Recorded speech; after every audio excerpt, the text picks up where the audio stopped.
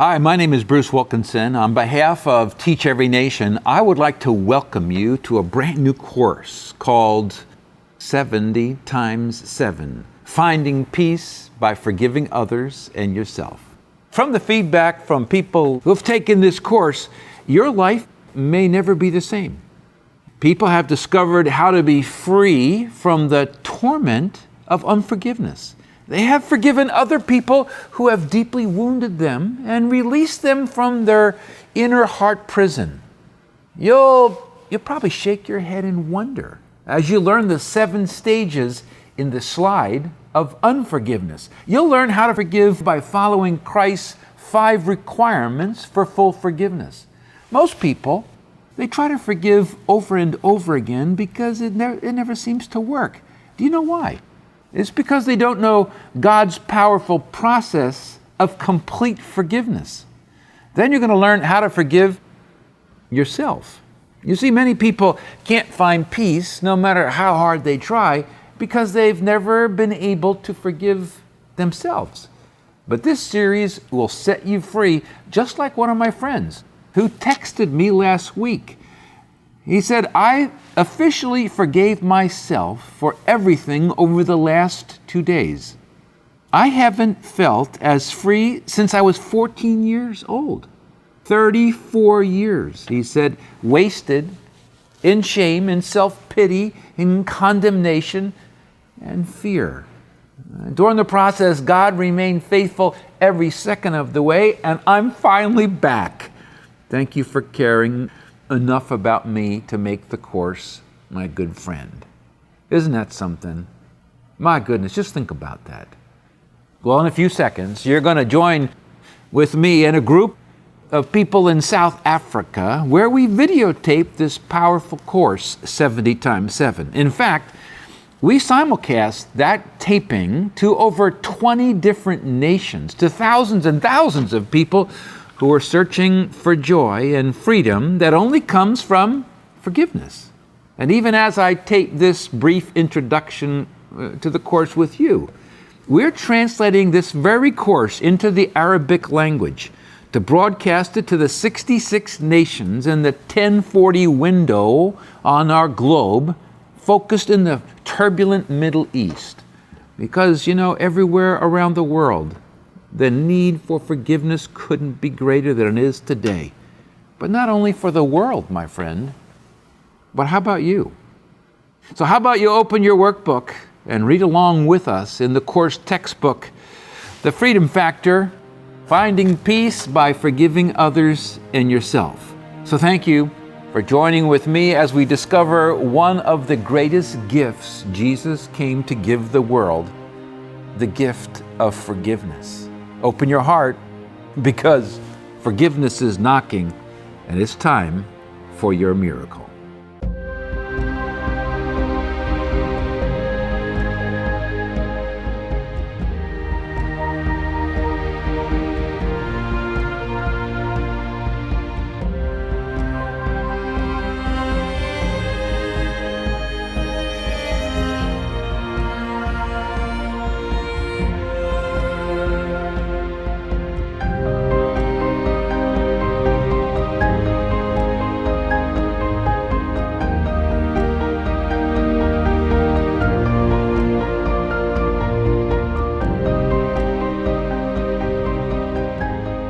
I want to deal with an opening story that happened a number of years ago when Darlene and myself took a trip on a sailboat over in the Mediterranean, right? And we traced through Paul's missionary journeys in the book of Acts. There was about 30 of us on this sailboat with great big sails, and they flew in a physician for the week in case one of us got sick. We came mostly from America, but this physician flew over from Australia. And she was looking for a very different experience. And when she found out there's a bunch of Christian leaders on the ship, she was not too happy. And she was looking for kind of a wild party during the trip. And we had a party, but it wasn't wild. So the first night, we sat down, and there were long tables on the dining room. And she I introduced myself, and she found out that I'm the leader of the group, and she was anything but a Christian. She wanted to fight on the first night. So Darlene and I sat right here on this table, like right here, and there were other people on the other side of the table, and she came right over and sat right next to me. And she had an edge on her. And there was an older couple right there. I noticed that they immediately enjoyed her. And she began to control the conversation, which was fine. She started asking really tough questions about Christianity, hard ones. And everybody around the table kept looking at me like, it's your turn to answer that one. And I didn't want to answer it. I wanted to see what the group did. So I kept eating. And finally, one person answered that question, and then another person got a hard question, and that person answered it. And then she got more frustrated, and she asked another hard question to the older couple opposite from her. And they, with love in their heart, answered the question. And she was getting more and more frustrated. She wasn't eating. I was eating. And I was the only one on the table eating at that moment. And finally, out of frustration, she turns to me and, well, you're the leader here. What do you think about all this? And I said, well, I think you're asking very good questions, which surprised her. But I've been listening to the answers, and they've answered every one of your questions. And it's not satisfying you, is it? What do you mean? I said, well, do you want the truth? Yes. All right. You can't believe. You're telling me I can't believe? No, you can't believe in Jesus Christ today. I can't believe in Jesus right now? No, you can't. What do you mean by that? Well, go ahead and believe. And she says, no, I can't. I don't want to. I know. And I kept eating. What do you mean, you know, I can't believe? I know you can't believe. And if you ever want to talk about why you can't believe, I'm here all week. And kept eating. So the conversation changed, and I noticed the couple across from her, the older couple, were kind of praying a little bit for her without her knowing it. You know, they didn't say, dear God, bless this woman on the other side of the table. Well, the next morning we got up for breakfast, and our room was downstairs, and we walked up the back, and we were to go along the back of the boat up the stairs to breakfast. And when we came out the door, guess who was sitting there on the side waiting for me? Was our doctor. And she had an edge on her. And I said, how are you? I've been waiting for you. And I said, oh. And I kind of nodded at Darlene, because oftentimes this will happen in meetings where you just kind of miss meals for people. So she went up, and I sat next to her, and I said, what's the matter? I couldn't sleep much last night. Why not? Because you said I couldn't believe, and I couldn't. And I want to know why. I said, you do? You really want to know why? Yeah, I do. All right. So, who hurt you the most? What? Who hurt you the most? Well, it wasn't my mother. It wasn't your mother. No, it wasn't my mother. I love my mother. I see. What did she do that hurt you? No. I understand why she did it. I didn't ask that question. What did she do? No, she didn't do anything. I love my mother. My mother loves me. And I said, stop defending your mother. I'm not attacking your mother. I'm asking what she did that hurt you. Well, what does it have to do with me not being able to believe? Believe it or not, it has everything to do with it. It does? Yes. So tell me one thing that your mother did. Well, she was an alcoholic. And when she drank too much, she would beat me. But I knew why she was doing it. It wasn't because she didn't love me, but she just lost her head. Okay. So she beat you. How else was it with your mother? She never hugged me. She never hugged you. No, she never did. Not once. I know she loves me, but she never showed it. Oh, how did that make you feel? I don't want to talk about it. Okay. Did you feel happy about that? No, I cried myself to bed many nights. You did. I understand. How else did she hurt you? That's enough. I said, okay. And I stood up. She said, where are you going? I said, you just told me it's enough.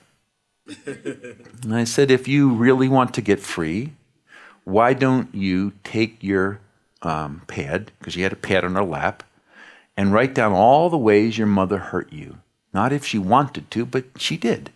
And write it down on a pad. She said, well, there'll be 3 or 4. No, ma'am, there'll be a couple pages. There'll be a couple pages. No, there won't. Yes, there will. And if you want, I'll help you. And then I walked away and ate some breakfast.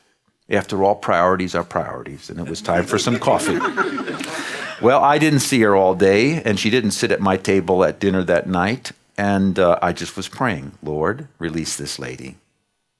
So the next morning, we're going out the same door for breakfast, and lo and behold, there she is, and she's red-eyed, and her pad, is on her lap, and it's all crumpled, and there was stains of her tears. I said, oh, how are you? I didn't sleep at all last night. Would you like to talk? Yes. Okay. So I sat down next to her. I said, how many? Oh, it's 2.5 pages. I couldn't believe it. I said, each one of those wounds are in your heart, and you can't get them out. And you've been stuffing them and denying them and running away from them all of your life because you love your mother. Is that true? Yes. Would you like this infection to get out of your heart? Because once that infection is out of your heart, you will be a different person. I don't know how to do that. I said, I know how to do that. You know how to do that? Believe it or not, I'm an expert of that. You're an expert of helping people forgive. Yes. I would. And in the next period of time, through many tears, she forgave this one and this one and this one and this one and this one and this one not. I had to help her later about that one and the rest of them. And I watched the woman change before my eyes. All the deep lines in her face were going. The anguish that was kind of hanging right underneath the makeup was going away. And by the time she was done, I said to her, how do you feel about life now? I don't hear any more voices in my head. You don't? No, I heard voices in my head all my life. They were hard. I didn't like them. I said, where are they now? Well, they're gone. It's quiet inside my head. Yeah, that's right. You're going to like that quietness. And I have peace like I've never had in my life. I said, well, this is just the beginning. Wait till you see what's coming on the rest of this journey we have this week. And I excused myself and went to eat. We went out on our tour that day. And the next night we were in our room downstairs, and my wife said to me, sweetheart, you know what I'd love if you would do for me? What? There's that soft ice cream machine up in the kitchen. They said we could take anytime we wanted. Would you go up and get me a little bowl of ice cream? I said, sweetheart, I'd be glad to. I may come back with 2 of those bowls. So I went up, was at the machine, when I heard somebody coming up the stairs back here. And I turned around, and lo and behold, it was the doctor.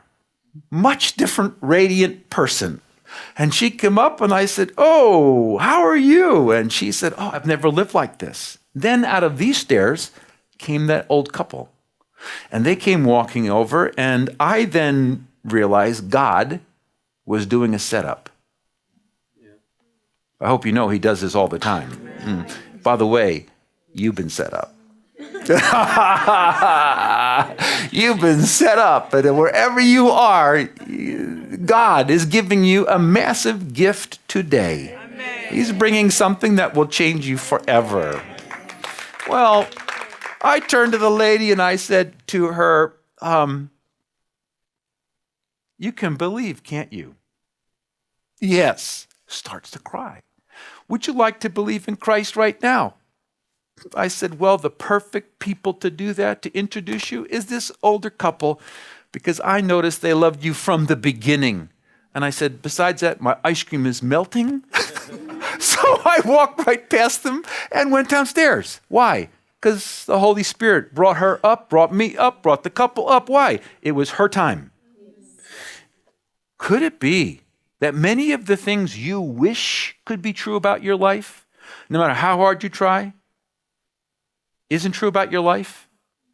And no matter how much you've prayed and how much you've tried, it just didn't fit together? Well, you're going to find out. Unforgiveness has roots beneath the surface of your life, that spreads out and grows up another thing here, and you don't ever realize that thing you don't like, or it's painful and won't work, or that relationship, or the money problems that keep on coming, you've never understood that root goes all the way back over here to your unforgiveness. Just like believing in Christ is related to that person. So where did this idea come from? So let's go back and deal with a passage that Christ reveals, the shocking revelation about forgiveness. It's in Matthew chapter 18, and it's under part 1, why forgiving 70 times 7 is a brilliant idea. Whoa, it's a brilliant idea. Well, here's what took place. In verse number 21 of Matthew 18, Peter came to Jesus and said, Lord, how often shall my brother, another human being, not his literal brother, sin against me, and I forgive him?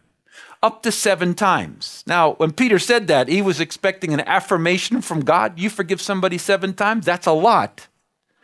But what Jesus said shocked Peter. Jesus said to him, I don't say to you up to 7 times, comma, but up to 70 times 7. Was Jesus Christ exaggerating? That's a good question. When Christ said 70 times 7, what was he trying to say to Peter? Peter, there is no limit to how many times you're supposed to forgive. Now, why should I keep on forgiving somebody? That's the question of what Christ did next. He answers the question why a person should forgive somebody who hurt them, like the mother of the doctor. Why should I forgive my mother for 2.5 pages of wounds? I don't know what you think his answer is going to be. Maybe you think it's going to be because God forgave you. It's not. Jesus Christ gave the shocking answer why a person who understands this will forgive everyone from now on, once they understand it. So what Christ did is what he frequently loved to do. He made up a story called a parable. This wasn't a real story. It was a fictional story. And he put in that story the answer to why a person should forgive 70 times 7 and put it in the middle of the story, and it carried it along. And the zinger, the part that is the point of the story, doesn't happen to the end of the story. But let's take a look at it. So in verse 22, I don't say to you 7 times, but up to 70 times 7. Therefore, okay, now he's going to tell them a story that answers the question, why should I forgive 70 times 7? Therefore, the kingdom of heaven, how heaven works with earth.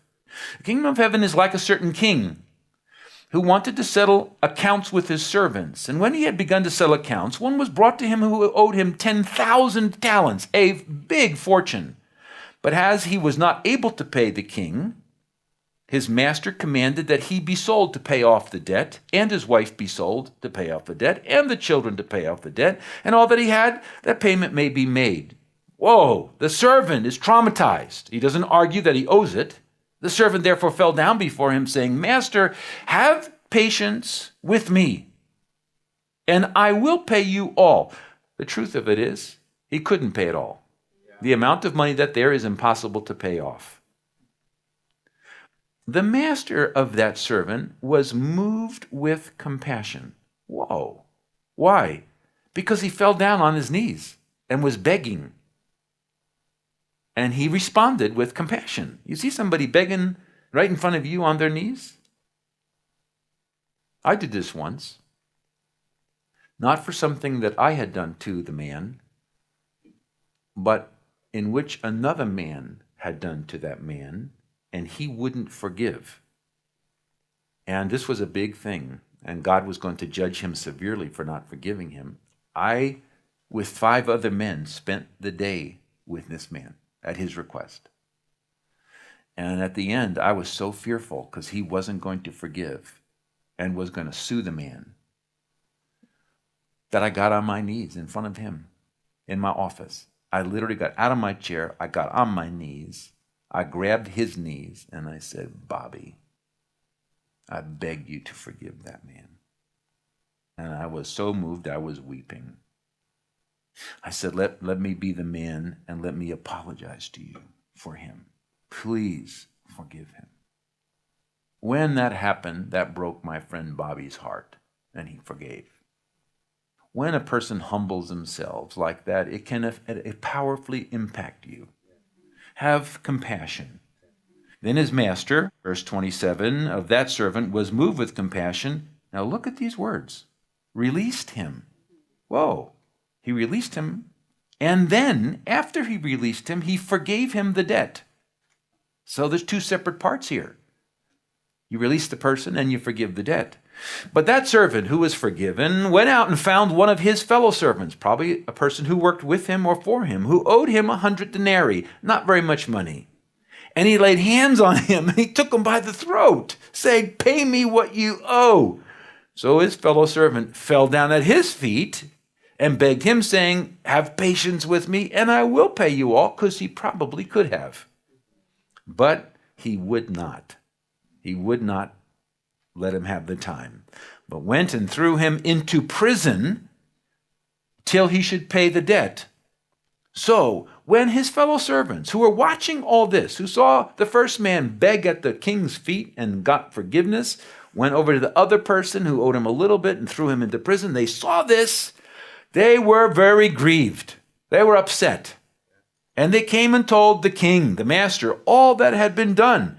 Then his master, oh boy, after he had called him, said to him, "You wicked servant."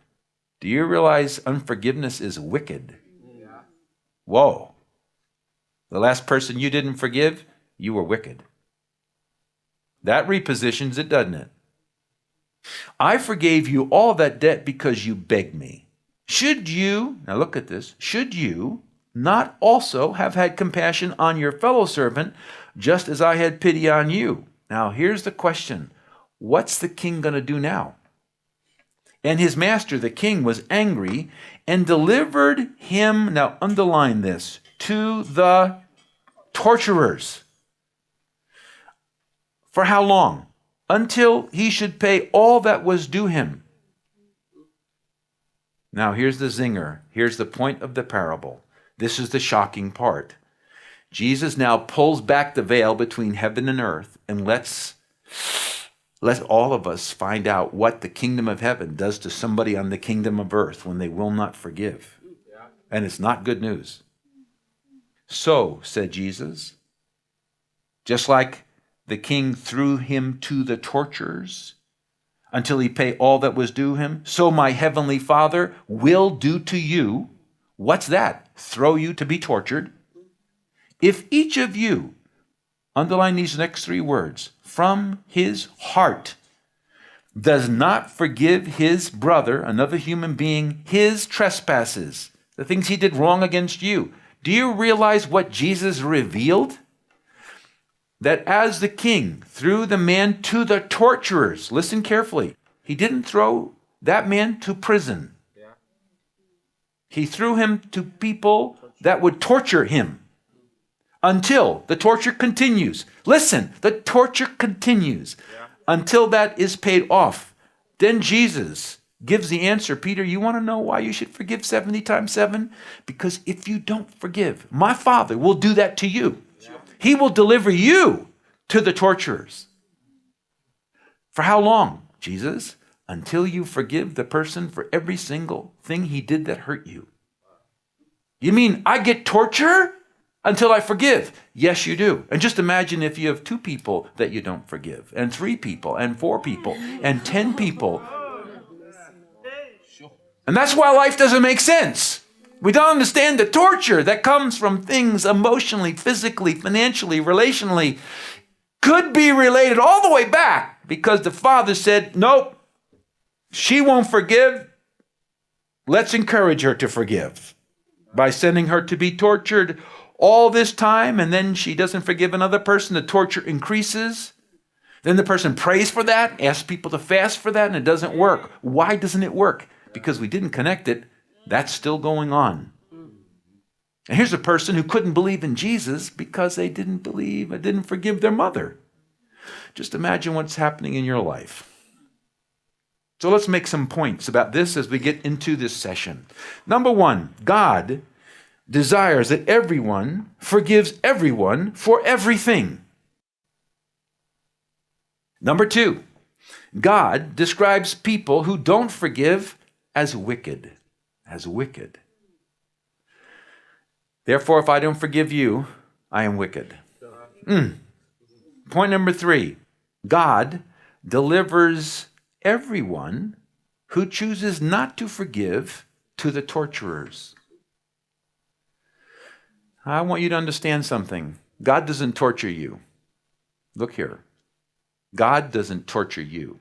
God delivers you to the torturers. God doesn't do that. And I want to make a real point here. God doesn't want to deliver you to the torturers. It grieves him that you won't forgive. So there are 2 exceptions to this that I want you to understand. Exception number 1 is the window of grace. The window of grace. What is the window of grace? When a traumatic wound hits you that you can barely cope with, it's so painful and traumatic, God gives you a season of grace to cope with that and then forgive. It gives you some time. I don't know how long he gives us, but he does give us some time. I've had a couple times in my life where the wounds were so severe to me that I actually asked the Father, would you give me some time to cope? I will forgive. And had peace, and then forgave. There was no delivery to the torturers. Don't ask for 10 years. Number 2, exception 2, the season of childhood. You and I know about the traumas of childhood. All of us in this room have had various wounds from parents, from relatives when we were young, and we couldn't cope with the wounds that happened to us. What does God do? God postpones the torturers in a child's life because they are innocent until a period of time passes and they cross a barrier. We don't know when that barrier is. It's different for every child by their maturity, in which God then convicts them. Okay, I want you to forgive what he did to you. And you'll know it. You'll feel it. And you'll be convicted you should. And depending upon what you do there, changes the next period of your life, because he'll bring it about to you again. There is that series of innocence that he says, I won't judge you for this. But when you pass that innocent period where you can make up your own mind now, I'm going to invite you and tell you it's time to forgive this person. If you don't, that's when the torture begins. Make sense? Number 4, God is not abusive. That's my big fear of session 1, that you will misunderstand the heart of God. God does not want you to be delivered to the torturers. But he has little tolerance for the sin of unforgiveness. Little tolerance for it.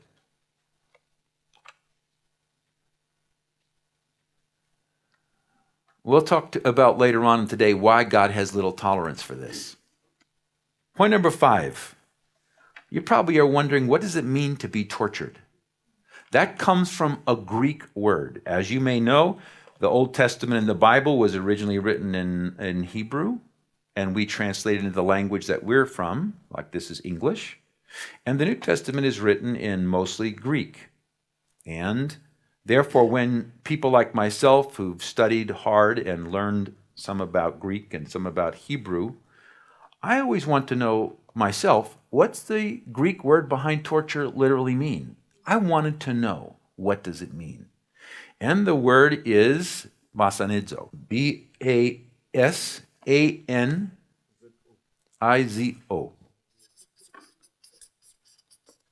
That's the Greek word, basanizo. I then took that Greek word and I looked all through the New Testament for every place basanizo was and saw what was taking place so that I knew what could happen to me if I don't forgive. Because this is what will happen to me. I'll be thrown to those people who do this to me, who torture me. And I didn't include all of them on your notes, but I included many of them underneath this. Point 5, to torture means to cause another person distress and suffering. Torture is always suffering, but suffering takes different forms. So I've given you 4 verses that have basanidzo in it. Matthew 8 says, when Jesus had entered Capernaum, a city, a centurion, a leader, came to him, pleading with him, saying, Lord, my servant is lying at home paralyzed, dreadfully tormented. Well, that's physical, isn't it? That's basanidzo. So that can happen. Do you know how many people are physically ill because of unforgiveness? And when they forgive, they are healed. And when you have a physical illness directly related to a major sin of unforgiveness, no matter what you do, you will not be healed. Because the cause of that sickness is unforgiveness. That's why so many Christians lose faith in God over this, because they don't understand. They said, God can heal. I want to be healed. I have faith to be healed. And then they pray and they get their friends and God doesn't heal. Well, there may be a number of reasons why he doesn't. But after 40 years around the world, I'm utterly convinced the number one reason he doesn't is because it's a judgment of being tormented because the person will not forgive and they are acting as a wicked person. Does this make sense to you? Good. Second verse, 2 Peter chapter 2, and delivered righteous Lot, who was oppressed by the filthy conduct of the wicked, for that righteous man, dwelling among them, tormented his righteous soul from day to day by seeing and hearing their lawless deeds. What is that? That's emotional suffering. Emotional suffering.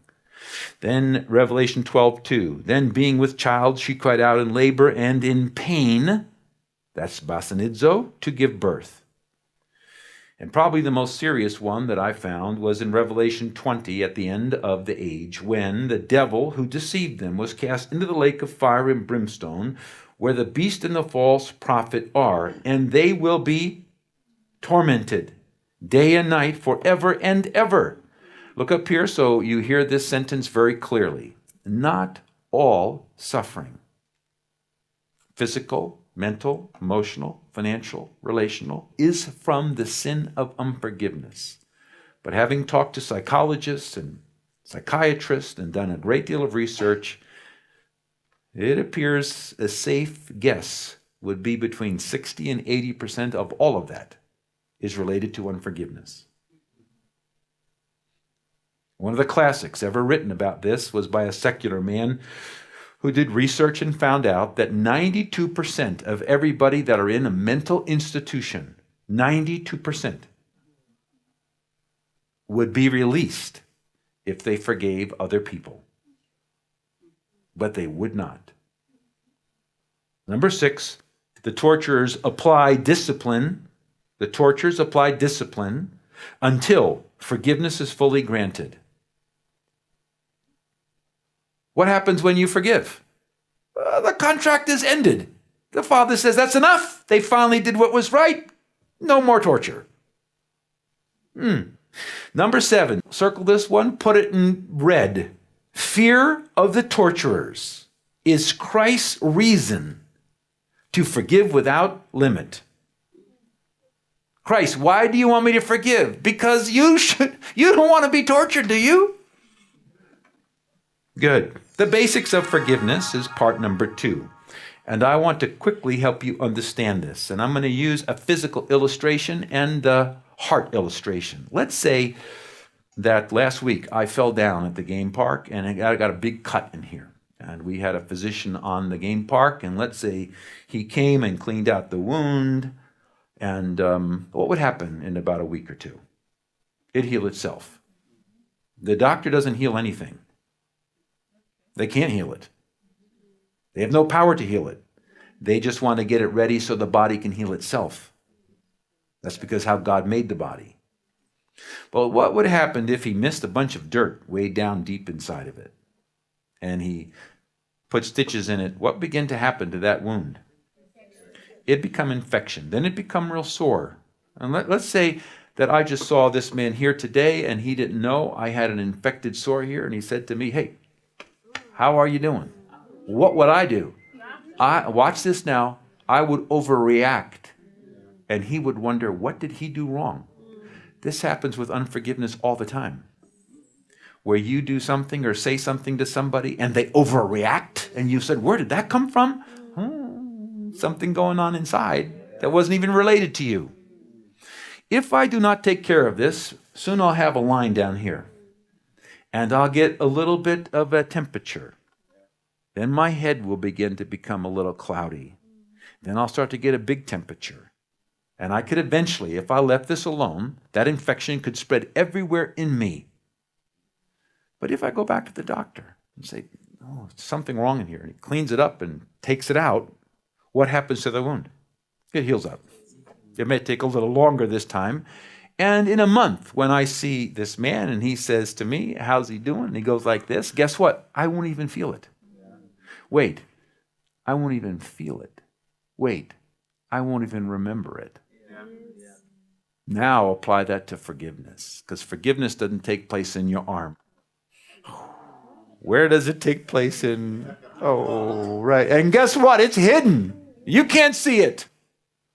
And when somebody hurts me, whether they're intentional or unintentional, where is my wound? It's not in my head. It's not in my will. It's not in my big toe. Where is it? It's in my heart. And if I clean it out and make sure there's no unforgiveness in that wound, guess what happens to the wound? And it just grows and it heals. It heals by itself. And I don't have anything there except a scar that I don't even feel. And the next time I see you, I don't think about what you did because it's already healed. But if I have unforgiveness, that's the dirt. And as it becomes infected, then it starts affecting my emotions. And I start not trusting you anymore. And I start wondering, well, you acted like him. Maybe I shouldn't trust you anymore. And then I become afraid about what she may do to me. And I have new fears and anxious thoughts. And then at nighttime, I get a terrible nightmare about you. Wait, it gets much worse than that, doesn't it? And until you go back and realize I have wounds that are real, and they're still there. And until you clean out the dirt called unforgiveness, your heart will never heal. And if these wounds are long-standing like this lady, man, she was a hard woman. No man wanted her. She was hard. She was angry. She was filled with infection from her heart. I didn't know who the woman was when I met her. It wasn't until she forgave and her face changed and her heart opened, because she had walls so high nobody could get in. And she was afraid of everybody. And I'm hurting you so you can't hurt me. And when she forgave for the first time, she found out who she was. And I liked her. But I didn't like, I had to love her, but I didn't like her. I liked her. It's different, isn't it?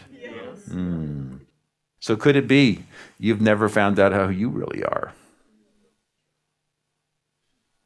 And all that torment. So let's see if we can't sketch that out. Is this helping and making sense this morning? So we left the blank there because I want you to draw this yourself. And here's the first thing that happens. It's a wound. It's a wound. Now that wound is something that may be intentional. Somebody wanted to hurt you. And that came. And it may be accidental. And that wound takes place where? In my heart. So put a heart right there. When that wound happens, the next thing that occurs is you have a choice. This is usually out of your control, isn't it? It's out of my control. But the choice is 100% in my control. It's what am I going to do with the wound? And I have two choices here, don't I? There's not three. We think there is, but there's only two. The first choice I have is I can obey. And I can forgive. Because Christ tells me to forgive, he commands me to. The other thing I can do is I can disobey. And I could choose not forgive.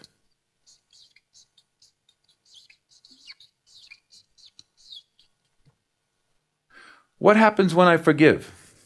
Wonderful things happen. I heal. My heart heals. And then God blesses me.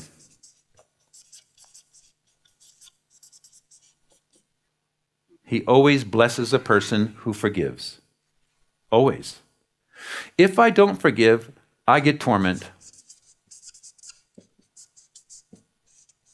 And instead of God blessing me, God judges me.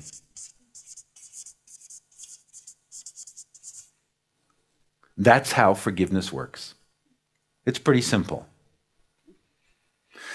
Now, how do you know, because I've helped people many places, many groups of people, many individuals forgive. How do I know if a person needs to forgive? So let's say you and I sat down and we were talking and you were sharing some things. Do you know what I would say to you? If I thought it was from unforgiveness, I would say something like this. Would you say you experience torment from time to time? Why do I say that sentence? Because what does Jesus say will happen to 100% of us if we don't forgive? We will experience what? Torment. Look up here for a minute. Follow through this carefully. Jesus says, if you don't, you will. Not if you don't, some of us will. All of us. If each of you from his heart. So when I'm trying to help somebody, you don't know what the cause of something is. And if you don't know what the cause of it is, how can you really set them free? So what you must do is to figure out the cause. And this is a shortcut. So when I think into myself, all of this trauma in their marriage, where they're at the edge of getting divorced, is because of unforgiveness in both of their people's lives. And if I help them forgive, their marriage will come back together again. I will test this. Just like a doctor comes in and says, open your mouth. Let me look inside. Let me look in your ear. What's he doing? He's validating what he thinks you probably have.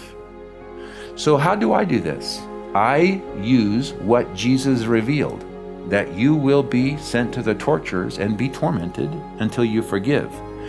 So because God wants everybody to forgive and wants the person that you're helping to get free of this, I give God his moment to confirm and verify that's the problem. And so I simply say to them, would you say you experience torment from time to time? It is shocking. God himself makes the person tell you the answer. They are unable to lie to you.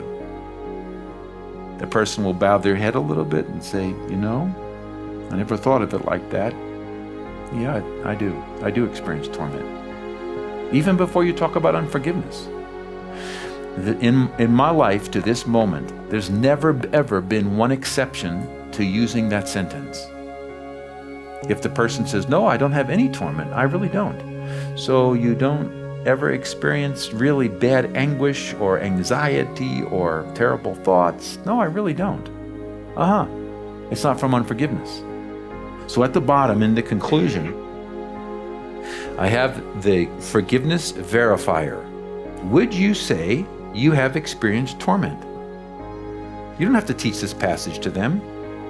Since Jesus reveals that unforgiveness always results in being delivered to the torturers, then asking the person if you experience torment, that's the result of torture, is the correct protocol or method to verify that the person indeed has unforgiveness in their life. God will make the person confirm or deny whether it's true.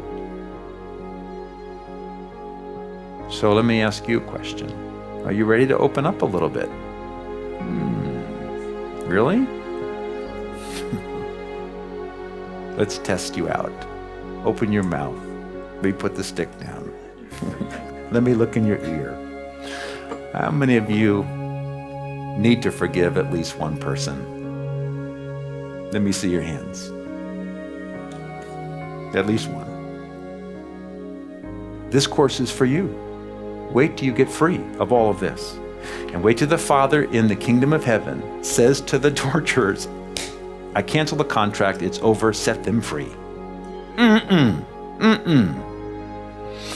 So, as we close this session, I have one question to you. What are you going to do when it's your moment to forgive? Will you run away? Don't ever run away again. Run to forgiveness. It's a great friend. Coming up next, session questions. But first, enjoy these gifts from Teach Every Nation. Just visit the link below to obtain your free downloads.